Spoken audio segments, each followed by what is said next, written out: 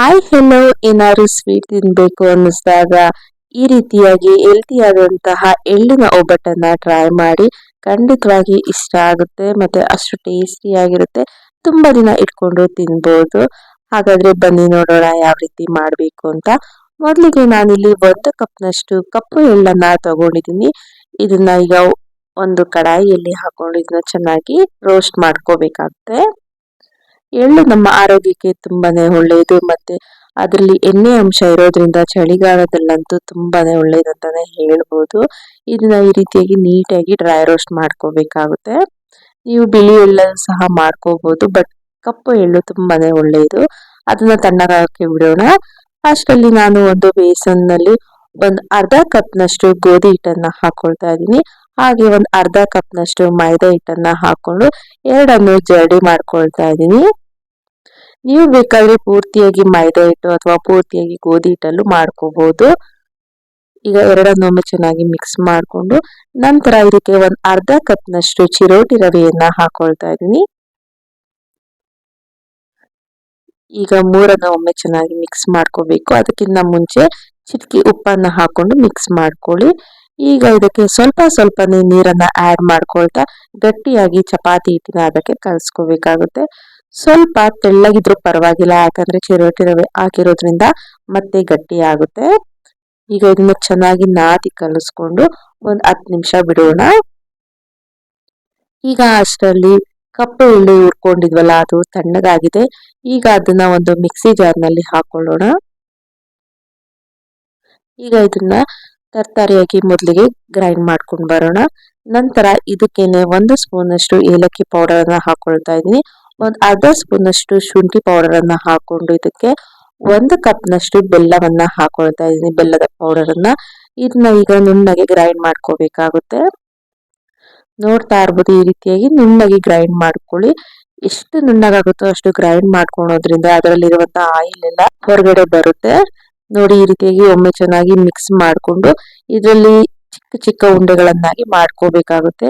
ನಿಮ್ಗೆ ಯಾವ ಸೈಜ್ ಅಲ್ಲಿ ಬೇಕೋ ಆ ಸೈಜ್ ನಲ್ಲಿ ಉಂಡೆಗಳನ್ನ ಮಾಡ್ಕೊಳ್ಳಿ. ನಿಮ್ಗೆ ನೀರ್ ಬೇಕಂದ್ರೆ ಹಾಕೊಳ್ಳಿ, ಇಲ್ಲ ಅಂದ್ರೆ ಅದರಲ್ಲಿರುವಂತಹ ಎಣ್ಣೆ ಜಿಡ್ ಏನಿರುತ್ತಲ್ಲ ಅದರಲ್ಲಿ ನಿಮ್ಗೆ ನೀಟಾಗಿ ಉಂಡೆಗಳನ್ನ ಮಾಡ್ಕೋಬಹುದು. ನೋಡಿ, ಇದೇ ರೀತಿಯಾಗಿ ನಾನು ಎಲ್ಲ ಉಂಡೆಗಳನ್ನ ಮಾಡಿಟ್ಕೊಂಡೆ. ನೀವು ಬೇಕಾದ್ರೆ ಇದನ್ನ ಹಾಗೇನೂ ಸಹ ತಿನ್ಬೋದು, ತುಂಬಾ ಚೆನ್ನಾಗಿರುತ್ತೆ. ನೋಡಿದ್ರಲ್ಲ ಎಷ್ಟು ಚೆನ್ನಾಗಿ ಬಂದಿದೆ ಉಂಡೆಗಳಂತ. ಈಗ ಇದನ್ನ ಪಕ್ಕಕ್ಕೆ ಎತ್ತಿಟ್ಕೊಳ್ಳೋಣ. ಈಗಾಗಲೇ ಮಾಡಿಟ್ಕೊಂಡಿರುವಂತಹ ಕಣ್ಕನು ಚೆನ್ನಾಗಿ ನೆಂದಿದೆ. ಮತ್ತೊಮ್ಮೆ ಅದನ್ನ ನಾದ್ಕೊಂಡು ಇದರಲ್ಲೂ ಸಹ ಚಿಕ್ಕ ಚಿಕ್ಕ ಉಂಡೆಗಳನ್ನ ಮಾಡ್ಕೊಳ್ತಾ ಇದ್ದೀನಿ.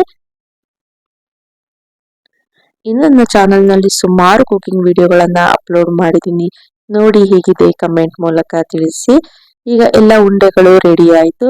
ಈಗ ನಾವು ಮಾಡಿಟ್ಕೊಂಡಿರುವಂತಹ ಉಂಡೆಗಳನ್ನ ಮೊದಲಿಗೆ ತಗೊಂಡು ಈ ರೀತಿಯಾಗಿ ಒಂದು ಹಿಟ್ಟಿನಲ್ಲಿ ಡಿಪ್ ಮಾಡಿ ನಾನು ಸ್ವಲ್ಪ ಸ್ವಲ್ಪ ಈ ರೀತಿಯಾಗಿ ಲಟ್ಟಿಸ್ಕೊಂಡು ಅದರೊಳಗಡೆ ಮಾಡಿರುವಂತಹ ಎಳ್ಳಿನ ಉಂಡೆ ಏನಿರುತ್ತಲ್ಲ ಫಿಲ್ ಮಾಡ್ಕೊಂಡು ಈ ರೀತಿಯಾಗಿ ಕ್ಲೋಸ್ ಮಾಡ್ಕೊಳ್ತಾ ಇದ್ದೀನಿ.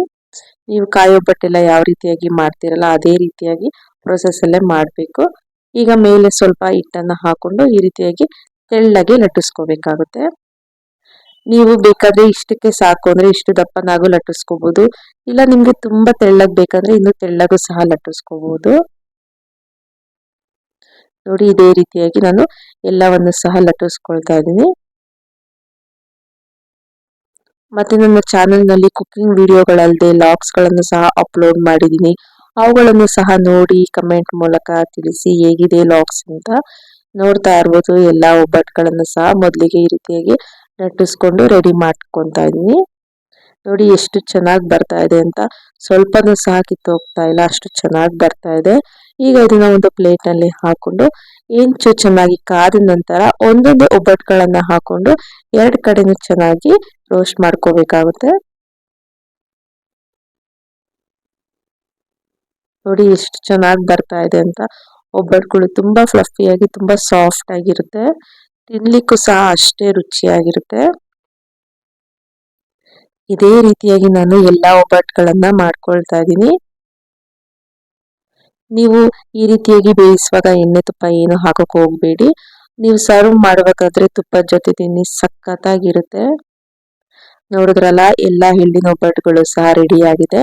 ಈಗ ಇದನ್ನ ಒಂದು ಪ್ಲೇಟ್ ಅಲ್ಲಿ ಇಟ್ಕೊಂಡು ಸರ್ವ್ ಮಾಡ್ತಾ ಇದೀನಿ. ನೋಡ್ತಾ ಇರ್ಬೋದು ಎಷ್ಟು ಚೆನ್ನಾಗಿ ಬಂದಿದೆ ಅಂತ ಒಬ್ಬಟ್ಟು. ನೋಡಿ ಎಷ್ಟು ಲೇಯರ್ ಬಂದಿದೆ ಅಂತ. ಇದನ್ನ ತುಪ್ಪದ ಜೊತೆಗೆ ಸರ್ವ್ ಮಾಡಿ ತುಂಬಾನೇ ಚೆನ್ನಾಗಿರುತ್ತೆ. ಈಗ ಇದನ್ನ ಟೇಸ್ಟ್ ಮಾಡೋಣ ಹೇಗಿದೆ ಏನು ಅಂತ. ತುಂಬಾನೇ ಚೆನ್ನಾಗಿತ್ತು. ಈ ಚಳಿಗಾಲದಲ್ಲಂತೂ ಸಖತ್ತಾಗಿರುತ್ತೆ ಅಂತಾನೆ ಹೇಳ್ಬೋದು ತಿನ್ಲಿಕ್ಕೆ. ನಿಮ್ಗೆ ಈ ವಿಡಿಯೋ ಇಷ್ಟ ಆಗಿದ್ರೆ ನೀವು ಸಹ ಟ್ರೈ ಮಾಡಿ, ಹಾಗೆ ನಿಮ್ಮ ಫ್ರೆಂಡ್ಸ್ ಮತ್ತು ಫ್ಯಾಮಿಲಿ ಮೆಂಬರ್ಸ್ ಒಂದಿಗೆ ಈ ವಿಡಿಯೋನ ಶೇರ್ ಮಾಡಿ. ಹೀಗೆ ನನ್ನ ಚಾನೆಲ್ ನಲ್ಲಿರುವಂತಹ ಎಲ್ಲಾ ವಿಡಿಯೋಗಳನ್ನ ನೋಡಿ ನನಗೆ ಸಪೋರ್ಟ್ ಮಾಡಿ. ಎಲ್ಲರಿಗೂ ಥ್ಯಾಂಕ್ ಯು ಸೋ ಮಚ್. ನೀವು ಮಾಡಿ ತಿನ್ನಿ, ಈಗ ಬಂತು ಹೇಳಿ ಬಾಯ್.